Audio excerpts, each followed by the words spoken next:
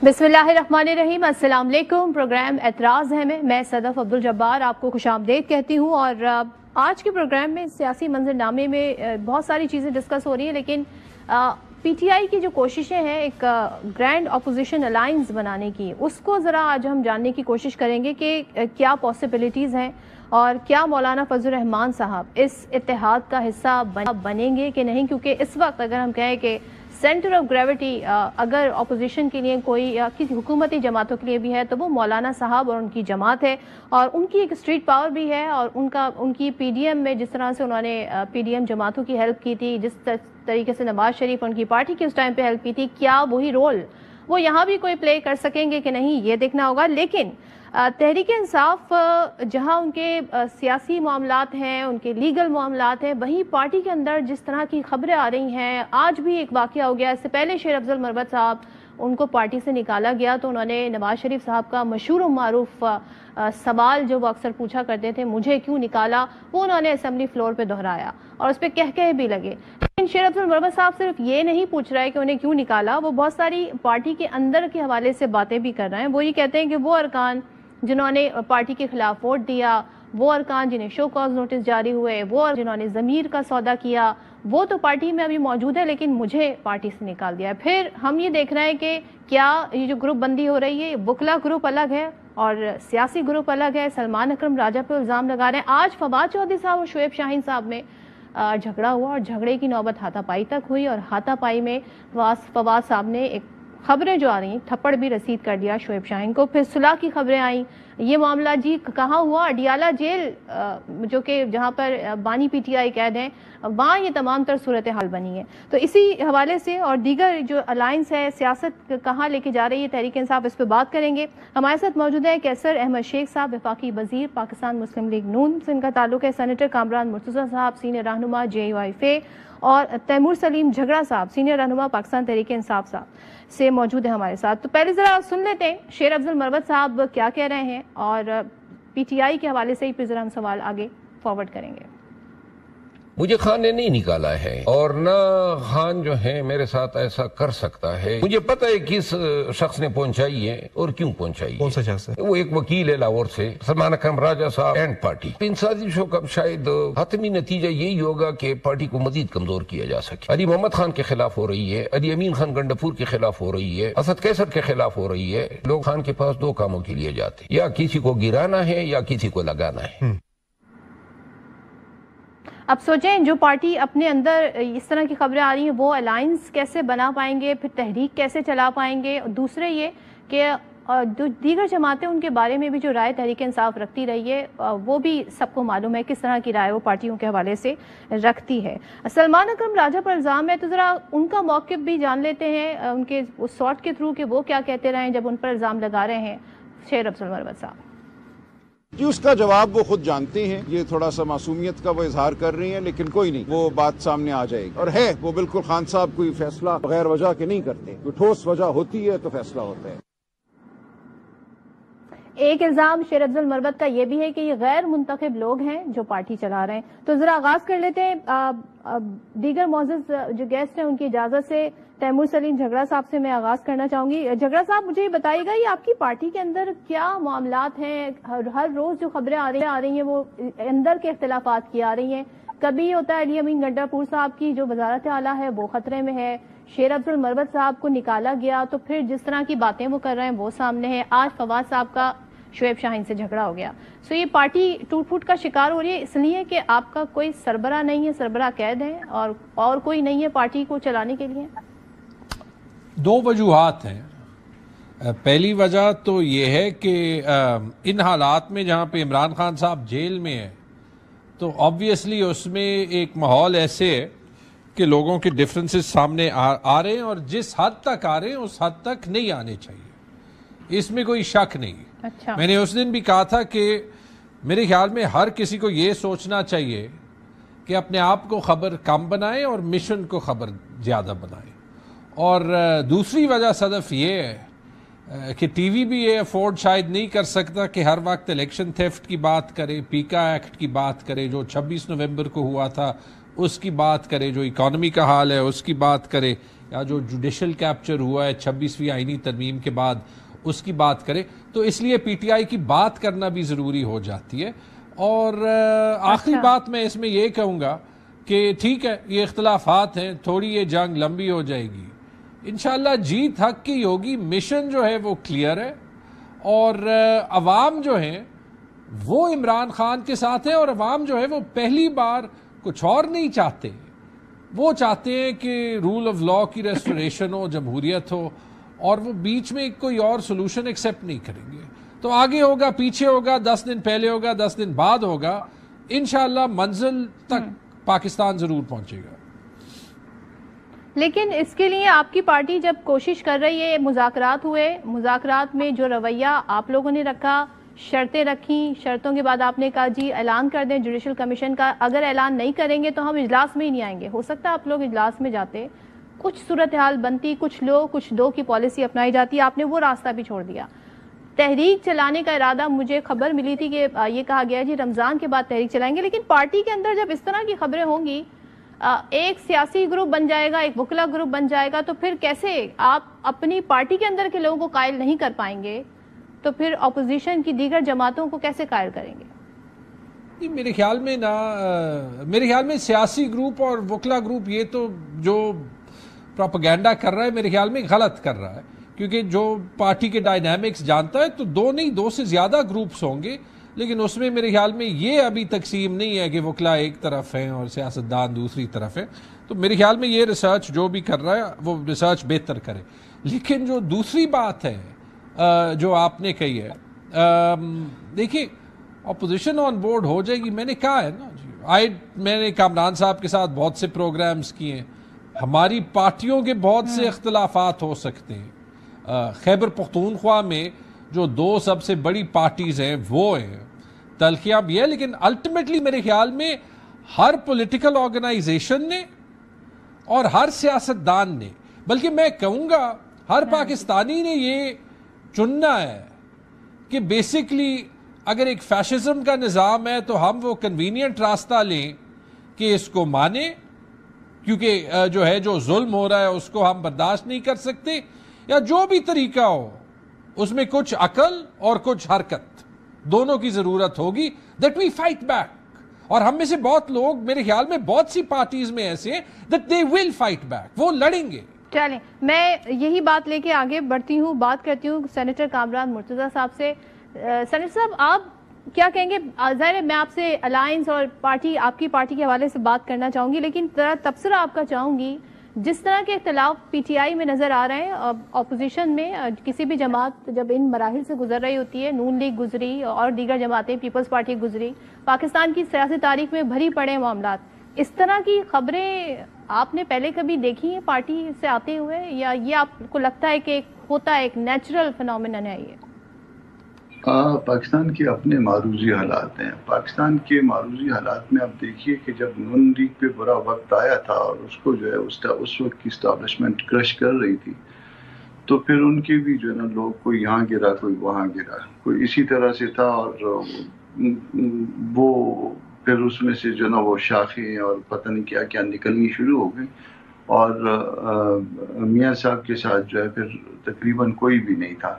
وہ جو لوگ تھے ہم ان کے ساتھ مذاق کیا کرتے تھے، ہم نہایت ادب کے ساتھ، ان کی بیگم صاحبہ سے مجھے بہت بڑا احترام ہے. تو میں اپنے ایک دوست کو کہا کرتا تھا اس وقت کہ اب تو بیگم صاحبہ رہ گئی ہیں یا آپ رہ گئے ہیں. تو وہ اس حد تک ان کے ساتھ بھی آپ کو یاد ہوگا نا.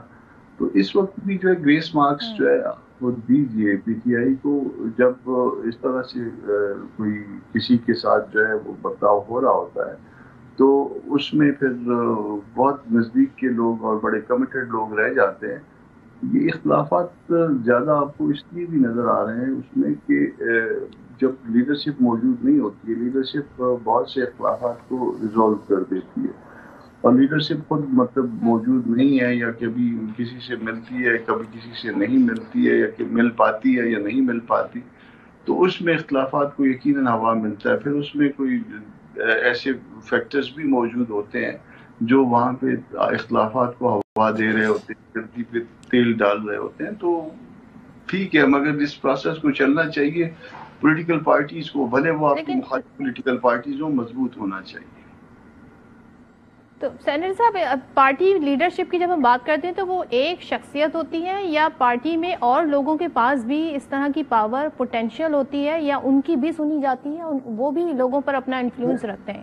پارٹی سٹرکچر بھی میٹر کرتا ہے آپ کے خیال میں ایسی صورت؟ ہاں، پارٹی سٹرکچر بھی میٹر کرتا ہے. بدقسمتی اس ملک میں یہ ہے کہ پارٹی سٹرکچر جو ہے نا وہ ایک آدھ شخص پہ جو ہے نا وہ گھومنے لگ جاتا ہے. تو پھر جب یہ ایک آدھ شخص پہ ہوتا ہے اور وہ شخص منظر سے آؤٹ ہوتا ہے یا منظر سے اس کو ہٹا دیا جاتا ہے یا پابند سلاسل کر دیا جاتا ہے، تو پھر باقی پارٹی جو ہے نا اس طرح سے ایکٹ یا ری ایکٹ نہیں کر پاتی ہے جس طرح سے کیا جانا چاہیے. حالانکہ اس کی بہت ساری لیئرز موجود ہونی چاہیے پارٹیز کے اندر قیادت کی، اور وہ ایک کو اگر وہ ایک لیئر جو ہے وہ کہیں پابند سلاسل ہو جائے یا کوئی اور اس کے اوپر مشکل پیش آ جائے، تو پھر اس کے بعد اگلی لیئر جو ہے نا وہ خود بخود اس کو سٹیپ اپ ہو جانا چاہیے.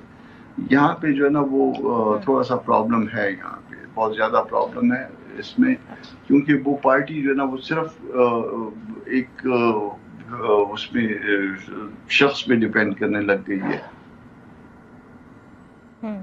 اچھا، میں کیسر صاحب ہمارے ساتھ ہیں، ان سے بھی ذرا رائے لے رہی ہوں. کیسر صاحب، آپ اس ساری صورتحال کو کیسے دیکھ رہے ہیں؟ گورنمنٹ تو آئی ہوپ کہ ان کو بھی کچھ ان مراحل سے آپ لوگ بھی گزرے، لیکن آپ کو لگتا ہے اس لیول پہ نہیں ہونا چاہیے پارٹی معاملات کو، یا بہت زیادہ ہو گیا یہ؟ اور آپ لوگ تو مروت صاحب کو واپس پارٹی میں بھجوانے کی بھی کوششیں کر رہے ہیں. بسم اللہ الرحمن الرحیم.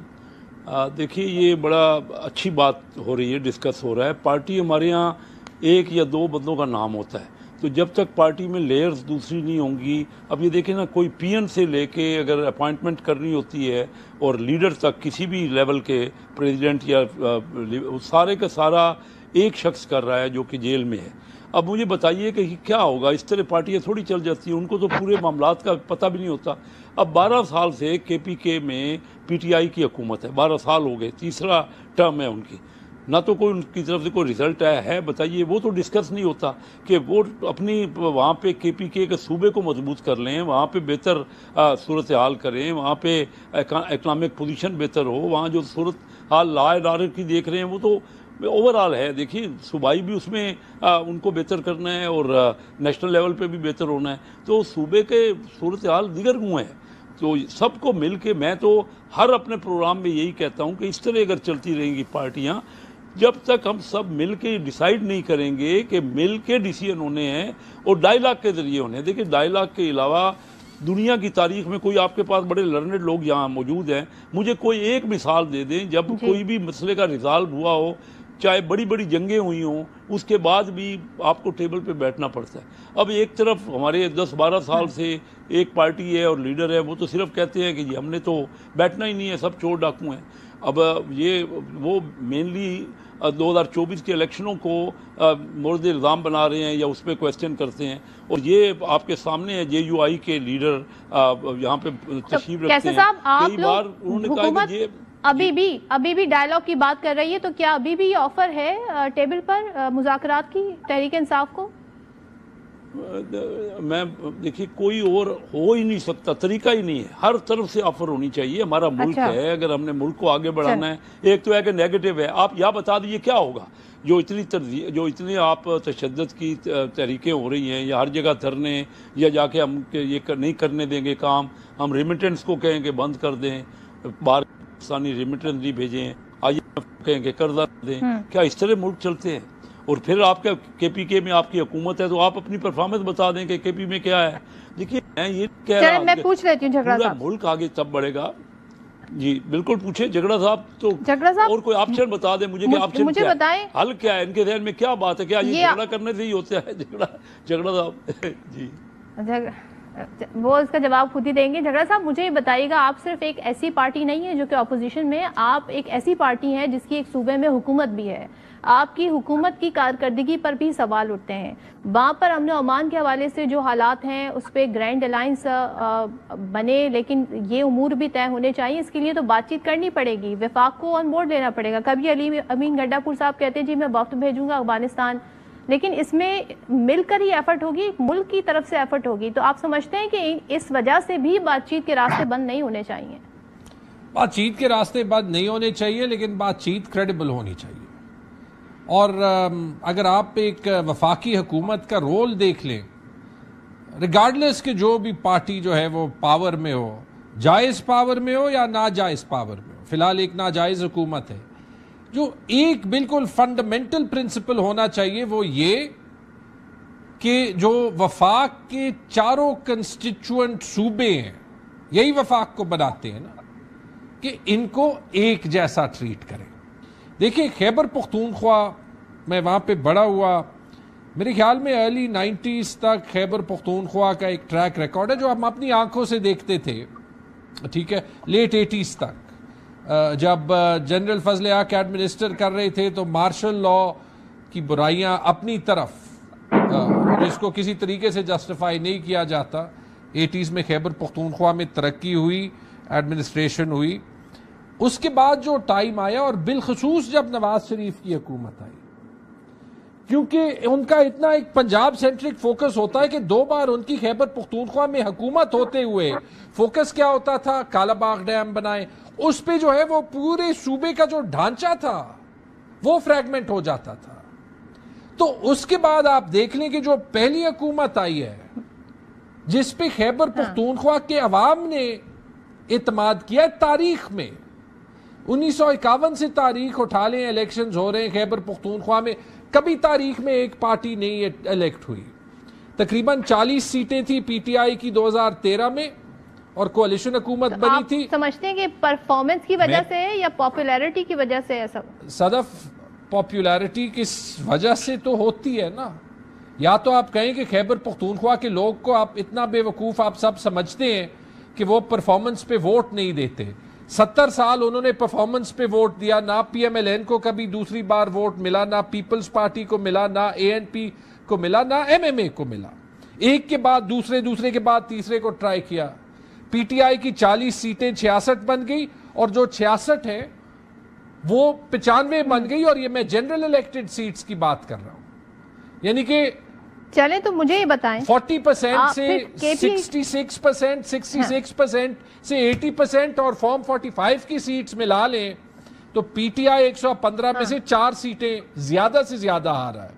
پرفارمنس کا پوچھ لیں وہ بھی بتا دوں گا کہ کیوں یہ لوگ ووٹ نہیں رہے. آپ کے ہی اسپیکر کی بات کر لیتی ہوں. کے پی اسمبلی کے وزیر اعلیٰ کو خط لکھ رہے ہیں ممبران کے حوالے سے، جی کرپشن کے حوالے سے کمیشن بنانے کا مطالبہ کر رہے ہیں. تو جب معاملات یہاں پر ہوں، اور آپ لوگوں کی تو نیریٹو یہ رہا ہے کہ جی 0 ٹالرنس ہے کرپشن کے لیے، آپ کے صوبے سے جب اس طرح کی خبریں آئیں گی تو سوال تو اٹھیں گے. اب بہت سارے ایسے معاملات ہیں جس پہ آپ سے بات پوچھ کی جا رہی ہے آپ کی گورنمنٹ سے. سوال اٹھنا جو ہے وہ بری بات نہیں ہے، سوال اٹھائیں. خیبر پختونخوا کی حکومت یا اس کے ریپرزینٹیٹیوز جو ہیں، جو فی الحال ہیں، بہتر ہے کہ وہ خود اپنے آپ کو ڈیفینڈ کریں. لیکن میں عمران خان کا جو فرق آیا ہے خیبر پختونخوا میں وہ میں آپ کو ضرور بتاؤں. 2013 میں جو بدامنی کے حالات تھے، میں دبئی میں رہتا تھا، ہمیں اجازت نہیں تھی جو ہماری کمپنی تھی کہ میں اپنے گاؤں کو وزٹ کروں. وہاں سے جو ہے وہ خیبر پختونخوا میں میرے خیال میں 2019-20 میں ریکارڈ لوئسٹ انسیڈنٹس ہوئے ملیٹنسی کے. پولیس کا نظام چینج ہوا، انفارچونیٹلی اس کیئر ٹیکر حکومت کے بعد میرے خیال میں تقریباً 80-90% چینج انہوں نے ریورس کیا.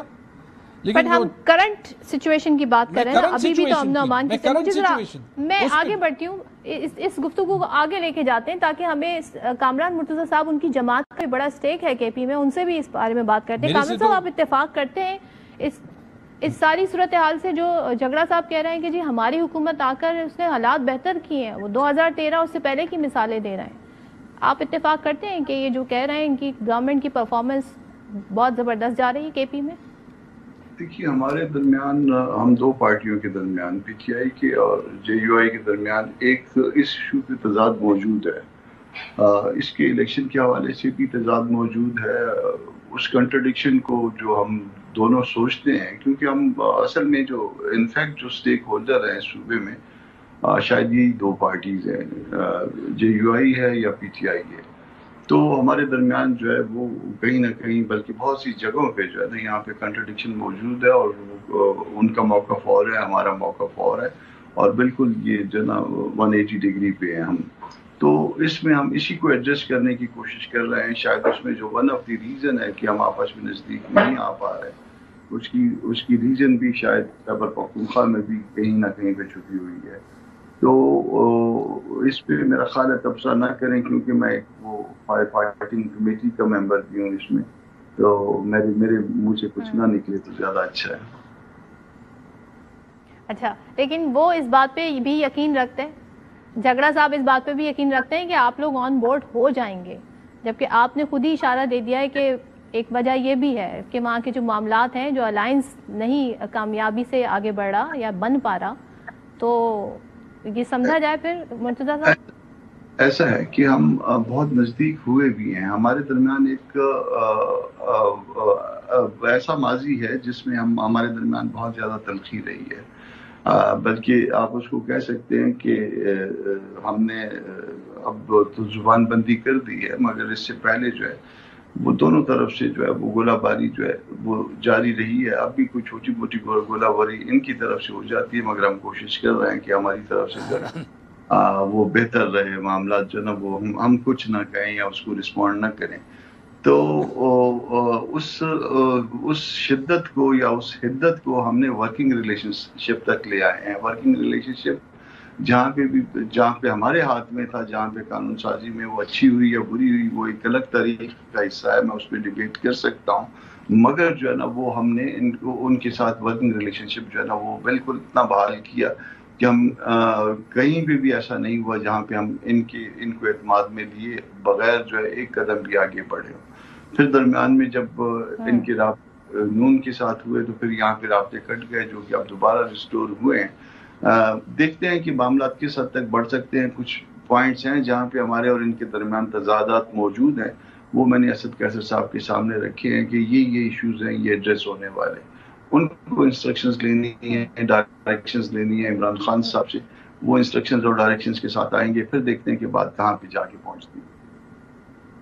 اچھا، جب آپ گفتگو کر رہے تھے تو بڑا مسکرا رہے تھے کیسر صاحب. میں بریک پر جا رہی ہوں، بریک پر سے جب واپس آؤں گی تو میں پوچھوں گی کہ ایسی کیا بات کامران صاحب جس پہ کیسر صاحب بڑے مسکراتے ہوئے ہمیں نظر آئے. بریک کے بعد واپس آتے ہیں. Welcome back once again. Qaiser صاحب، آپ نے خود ہی کہا ڈائلاگ ہونے چاہیے، بات چیت ہونے چاہیے. ابھی ایک معاملہ اور بھی ہے، اور وہ ہے چیف الیکشن کمشنر کی تعیناتی کا. تو اس کے لیے اپوزیشن ظاہر ہے جو ہمیں پورا ایک طریقہ کار ہے، اس کے تحت اپوزیشن سے بھی نام چاہیے ہوں گے، انیشیٹ کرنا ہوگا گورنمنٹ کو. تو یہ مرحلہ آپ لوگوں نے طے کرنا ہے. اس کا آغاز ہوا ہے کہ نہیں؟ کیبنٹ میں کوئی ڈسکشن ہے اس حوالے سے؟ نہیں، بائی دا وے آپ جو مسکرا رہے تھے وہ بھی بتا دیجیے گا، کس بات پہ مسکرا رہے تھے کامران صاحب؟ دیکھیے، کامران مرتضیٰ صاحب بڑے لرنڈ ہیں، میں ان کا بڑا احترام کرتا ہوں. دیکھیے بات سنیے نا، انہوں نے پرفارمنس پہ وہ خاموش رہے نا، اور یہ انہوں نے کہا کہ 180 ڈگری کا تعداد ہے. تو یہی بات تو ہے، ان کا اپنا کہنا ہے. کئی پروگرام میں کامران صاحب نے کہا ہے کہ ہمیں فارم 45 پہ جو اعتراض پی ٹی آئی دوسرے صوبوں میں کر رہی ہے وہی اعتراض یہی پی ٹی آئی پہ کر رہی ہے. اب اتحاد ہونا یا کوئی کوارڈینیشن ہونا اپنی جگہ پہ ہے، کوئی حرج نہیں کہ پولیٹیکل پارٹیوں میں بات چیت ہوتی رہتی ہے، لیکن اتحاد آپ دیکھ سکتے ہیں 180 ڈگری کا وہ کہہ رہے ہیں ہمارا آپس میں. تو بات تو پوچھی جا رہی تھی کہ پرفارمنس پہ کے پی آپ کا سوال یہ تھا. بہرحال دوسرا سوال جو آپ نے کہا کہ الیکشن کمیشن کا، وہ بھی خیر کیونکہ لیگل میٹر ہے، اور آپ کے جو یہاں ہیں جو آپ کے سامنے یہاں ہمارے نمائندے ہیں وہ بہتر بتائیں گے، لیکن ہم پوری کوشش کریں گے. جو آئینی معاملہ ہے بغیر کسی کے، یہ اسی لیے تو میں کہتا ہوں کہ ہر معاملے میں جو پارلیمانی سسٹم ہے اس میں تو یہ ہے کہ تمام پولیٹیکل پارٹیوں کو، اپوزیشن کو بھی اور بینچ مل کے کام کرنا ہے. ہم پتہ نہیں کیا نظام ہر جگہ پہ تو ہم نے نقصان کر لیکن انیشیٹ تو گورنمنٹ نے کرنا ہے، تو آپ ان سے نام مانگنے کی تیاری کر رہے ہیں؟ کرنی کیبنٹ میں تو کوئی ڈسکس آپ نے کہ ہوا، ایسا کوئی سوال کیبنٹ میں نہیں آیا، لیکن بالکل حکومت انیشیٹ کرنا ہے اور کرنا چاہیے.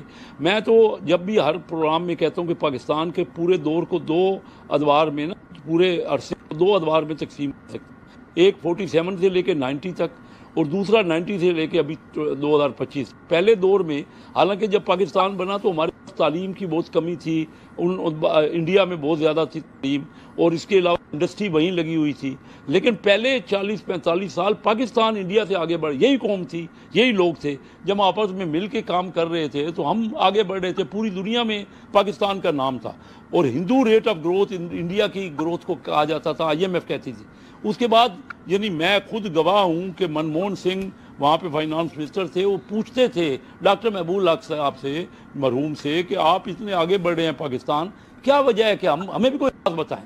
اور پھر اگلا دور 35 سال کا ہے جس میں پاکستان نیچے ہی جاتا رہا پورا ہر جگہ. ہم سب جب تک یہ ایک دوسرے خلاف کرتے رہیں گے نا، یہ پاکستانی جو سارے ہیں الیکٹڈ لوگ ہیں، نہ اسمبلی میں بیٹھ ہم کوئی ایسی پروڈکٹیو بات کرتے ہیں، وہاں بھی صرف جھگڑا ہی جھگڑا ہے. کوئی ہمیں سمجھنا پڑے گا اگر پاکستان کو آگے بڑھانا ہے نا تو لازمی علاق کر غلطیاں ہوں گی، مل کر آگے بڑھانا ہوگا. جھگڑا صاحب بتا دیں مجھے، لچک دکھانی پڑے. جی اس کے بعد یہ آپ کی کچھ معاملات ہیں جس کی وجہ سے الائنس نہیں بن پا رہا ہے. آپ تو بڑے شیورٹی کے ساتھ مجھے کہہ رہے تھے آن بورڈ ہو جائیں گے، لیکن کچھ خبریں ظاہر ہے میڈیا والوں کو معلوم ہو جاتی ہیں. خبریں یہ بھی آئی تھی کہ قیادت کون کرے گا. آپ کی پارٹی کے سربراہ تو قید ہیں جیل میں، تو مولانا صاحب کے ہی پاس قیادت جانی چاہیے اگر کوئی تحریک، کوئی الائنس بنتا ہے. تو کیا معاملات یہاں پر ان کچھ نکات کے ارد گرد گھوم رہے ہیں اور طے نہیں ہو پا رہے؟ وشفل تھنکنگ ہو سکتی ہے. دیکھیں آپ نے جو ہے وہ آپ نے ابھی موقف سنا کہ میں نے بھی کہا اور JUIF کامران مرتضیٰ صاحب نے بھی کہا کہ الائنس کے تو ہم بڑے قریب ہیں. اس کے باوجود کہ ہم دونوں کہہ رہے ہیں کہ ہمارا پولیٹیکل پرسپیکٹو بڑا فرق ہے. تو میرے خیال میں یہ تو کسی کی وشفل تھنکنگ ہو سکتی ہے. مسئلہ یہ ہے کہ آپ نے ہر دروازہ بند کر دیا ملک میں اور آئین اور قانون کے لیے. تو پولیٹیکل فورسز جو کہ جمہوریت چاہتی ہیں ان کو ایک پیج پہ ہونا پڑے گا. میں آپ کو حال بتاتا ہوں. 2 چیزیں میں کہنا چاہوں گا. ایک آپ نے خود اٹھایا چیف الیکشن کمیشن نیا لگانے کا معاملہ، جو الیکشن ریزلٹس کا حال ہے. اس کے بعد جو ہے وہ یہ سارا کچھ دیکھ کے، یہ شرم دیکھ کے، یہ لوگ آج کس منہ سے خود اس کرسی پہ ہیں اور کس منہ سے اس گورنمنٹ نے ان کو لگایا اور کہہ رہے ہیں کہ ان کے ساتھ ڈائیلاگ ہونا چاہیے. اور آخری اس کے بعد تو اور بھی ضرورت بن جاتی ہے کہ اب سب کی کہتے ہیں نا مشاورت سے ہی کوئی نام سامنے آئے جس پہ سب کا ٹرسٹ ہو، سب کا اعتماد ہو. آپ اپوزیشن کا رول بڑا پلے کریں، تو آپ دیگر جماعتوں سے آپ نے بات چیت کی ہے اس حوالے سے کہ اگر نام آتا ہے تو ہماری طرف سے کون سے نام جائیں گے؟ ہم نے انٹرنلی کی ہے. باقی جو اگر بیچ میں ہوئی ہے وہ کامران صاحب کو پتا ہوگا because he is part of the negotiating team. لیکن اس کے بعد یہی مشاورت سے ہونی چاہیے. مجھے مشکل لگتا ہے. دیکھیں اگر الیکشن کمیشن فیئر آ گیا یہ تو گئے. And one thing on a lighter note, Qaiser Sheikh صاحب نے کہا کہ اسمبلی میں جھگڑا ہی جھگڑا ہے. سوری تیمور، جھگڑا کو تو اسمبلی سے باہر ہی رکھا گیا، وہ بھی اس الیکشن کمیشن نے. اچھا، یہاں پہ پھر گلے بھی نظر آتے ہیں. کامران صاحب ذرا بتا دیجئے، آپ لوگوں سے رابطہ ہوا ہے چیف الیکشن کمشنر کی تعیناتی کے لیے کہ نام کون سے ہونے چاہیے؟ اس میں اپنا جب یہ واپس رابطے بحال ہوئے تھے PTI کے ساتھ، تو پھر یہ کہا گیا تھا کہ ہم اکٹھے مل کے نام دیں چیف الیکشن کمشنر کے لیے یا ممبرز کے لیے. تو وہ پھر اس پہ مولانا صاحب نے کہا تھا کہ الیکشن کمیشن اور ممبرز کا نام پھر اکٹھے مل کے دیے جا بھی سکتے ہیں، مگر یہ جو بعد میں جو پیچھے جو حرکتیں کرتے ہیں اس کا کیا کریں گے؟ وہ جو اسٹیئرنگ کارڈ دیتے ہیں اس کا کیا کریں گے؟ تو اصل چیز تو ان کو کنٹرول کرنے کی ہے کہ ان کو کنٹرول کس طرح سے کیا جائے. تو اس بلی کے گلے میں گھنٹی کس نے باندھنی ہے، کس طرح سے باندھنی ہے اور کیسے باندھنی ہے، اصل سوال یہ ہے یہاں پہ. الیکشن کمیشن کا بھی کردار یقیناً ہے، مگر ایک بات بلکہ اسی میٹنگ میں نے ان کو کہی تھی شاید کہ فخر الدین جی ابراہیم جیسا آنےسٹ آدمی وہ بھی election commission chief election commission کے طور پہ ناکام ہو گئے تھے. وہ ڈیڈ آنےسٹ تھے اور بڑے ٹھیک ٹھاک تھے، مگر وہ اگر ہر جگہ پہ جو ہے نا جہاں پہ مسائل ہوں پھر اس کو ایک آنےسٹ آدمی کو لا کے اس آنےسٹ آدمی کو تو رسوا کرنے والی بات ہے نا. میں نے نام لے لیا آپ کے پاس فخر الدین جی ابراہیم صاحب کا. تو کوئی ایسا طریقہ وضع ہونا چاہیے. ہم سب کو جو ہے نا وہ اپنی اپنی لمٹس میں جانا ہوگا. ہم کو طے کرنا ہوگا کہ دستور کے بغیر پاکستان نہیں چل پائے گا. نہیں چل پا رہا تھا. تو ہم کو اس دائرے کے اندر چلا جانا چاہیے تاکہ ہم پاکستان ہماری زندگی میں اچھی طرف چل پڑے. بالکل بالکل. تھینک یو سو مچ کامران مرتضیٰ صاحب. کیسر صاحب آپ کا بہت شکریہ, اور تیمور سلیم جھگڑا صاحب آپ تینوں کا بہت شکریہ. پروگرام میں یہاں پر بریک لیتی ہوں, بریک کے بعد واپس آتے ہیں تو ذرا کچھ سیکیورٹی امور سے متعلق ایک اہم رپورٹ آئی اقوام متحدہ کی, اس پہ بات کریں گے. Welcome back once again. Pakistan کافی عرصے سے ثبوت کے ساتھ یہ بات کرتا آ رہا ہے کہ پاکستان کے اندر جو دہشت گردی ہو رہی ہے, جو در اندازی ہو رہی ہے, اس کے تانے بانے ملتے ہیں بھارت سے, اور بھارت یہ کام افغانستان کے تھرو پاکستان میں کر رہا ہے. اس کے ہم نے ڈوزیئرز بھی دیے, ثبوت دی بھی ہے. اب اقوام متحدہ کی جانب سے ایک بڑی امپورٹنٹ رپورٹ سامنے آئی ہے, اور وہ رپورٹ انکشاف یہ کر رہی ہے کہ افغان طالبان بدستور کالعدم تحریک طالبان پاکستان کو مالی اور لاجسٹک مدد فراہم کر رہے ہیں. اور ساتھ میں یہ رپورٹ یہ بھی بتاتی ہے کہ ٹی ٹی پی کی افغانستان میں موجودگی ہے, طاقت ان کی اتنی ہی برقرار ہے, اور 2024 میں ٹی ٹی پی نے افغان سرزمین سے 600 حملے کیے. Afghan Taliban T T P کو ماہانہ $43,000 فراہم کر رہے ہیں, اور جو مالی معاونت کی بات ہو رہی ہے اس میں یہ بھی شامل ہے. ساتھ ہی تنظیم نے کنڑ, ننگرہار, خوست اور پکتیکیا میں نئے تربیتی مراکز بھی قائم کیے ہیں.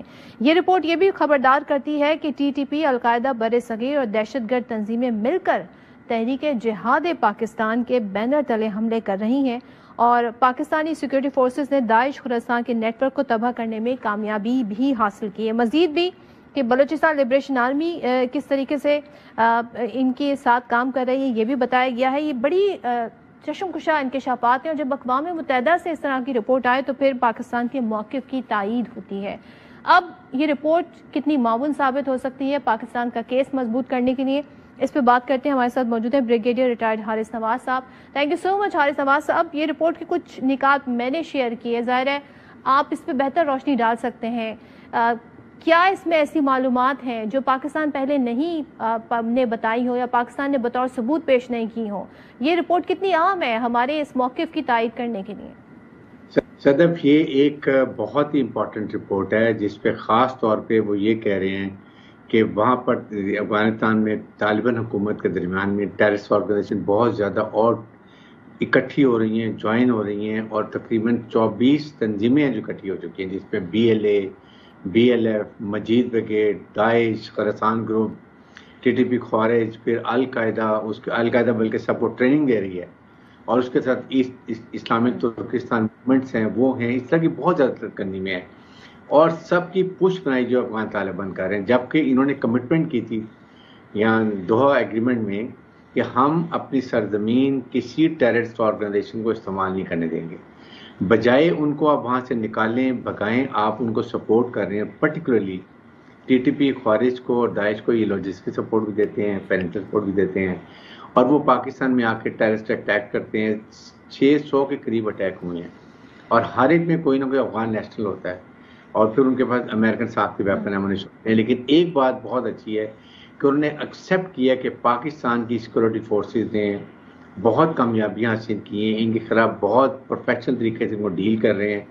But the only thing is, یہ سب کہنے کے ساتھ جب یونائٹڈ نیشن نے بھی یہ بات کنفرم کر دی جو پاکستان کا سٹانس, اور ہم نے تو ہر دفعہ کہا ہے, اور افغان طالبان مانتے نہیں, لیکن ان کی وہاں سے آڈیو ٹوکس بھی آتی ہیں, بات بھی ہوتی ہے, افغان نیشنل پکڑے بھی جاتے ہیں, but then they have to take certain actions. یہ یونائٹڈ نیشن کی رسپانسبلٹی ہے, یہ امریکہ کی اور یورپین یونین کی responsibility, because they were there. ہیسٹ میں گئے ہیں, $7 بلین کا ویپن ہم نے سنوا چھوڑ کے, جو ابھی پریزیڈنٹ ٹرمپ نے کہا ہمیں واپس کرو ورنہ ہم خلاف فائنینشیل سینکشن لگائیں گے. تو یہ چیزیں دیکھنے کے بعد ہوئی. امریکہ انڈر ڈونلڈ ٹرمپ, آپ کو لگتا ہے کہ وہ اس طرف رخ کرے گا ان معاملات کی طرف؟ ان کے اپنے ہی معاملات اتنے ہیں جس کی وجہ سے آئے دن وہ خبروں میں بھی رہتے ہیں. حارث نواز صاحب, آپ یہ دیکھیں کہ India is a global terrorist. Canada میں سکھ لیڈر کو مارا, امریکہ میں ابھی انکوائری چل رہی ہے جو وہ بچ گیا, یہ آسٹریلیا میں بھی ٹیررزم کر رہے ہیں, یہ برطانیہ میں بھی کر رہے ہیں, اور پاکستان میں 20 نیشنل پاکستانی مارے ہیں جو امریکہ یہ کشمیر کاز کو سپورٹ کرتے ہیں. ایکسیپٹ کیا, اس کے باوجود وہ پاکستان ایک جوائنٹ اسٹیٹمنٹ میں وہ کہہ رہے ہیں کہ پاکستان شوڈ انشور کہ وہ اپنی سرزمین سے کوئی وہاں کراس نہ جائیں, کشمیر کے اندر وہاں ٹیررزم نہ کریں. جسٹ سی ہم نے ان کی سپورٹ میں امریکن کے ساتھ مل کے ان کو سپورٹ کیا. ہم نے 1 لاکھ کے قریب، جس میں سویلین تھے اور کچھ ہمارے فوجی بھی شہید ہوئے، $150 بلین کا ہم نے فائنینشیل لاس کیا. یا تو آپ یہ کہیں کہ ہمیں سپورٹ انسٹرٹ کریں گے، جی آپ واقعی بہت اچھا کام کر رہے ہیں، تو آپ ان کو ہم امریکن تو یورپین یونین سپورٹ کرے گی، ملٹری سپورٹ بھی دے گی اور اس کے بعد ان کو فائنینشیل سپورٹ بھی دے گی. انسٹیڈ آپ ان کو سپورٹ کر رہے ہیں، ناٹ کنڈیمنگ انڈین کہ جی آپ گلوبل ٹیررزم کر رہے ہیں. آپ کے اجیت ڈوال امریکہ میں جا نہیں سکتا، ہی ڈنٹ گو دیئر. تو اٹ از سو سرپرائزنگ، اور اس کے لیے ہمارے فارن آفس کو پرو ایکٹیو ہونا چاہیے گا.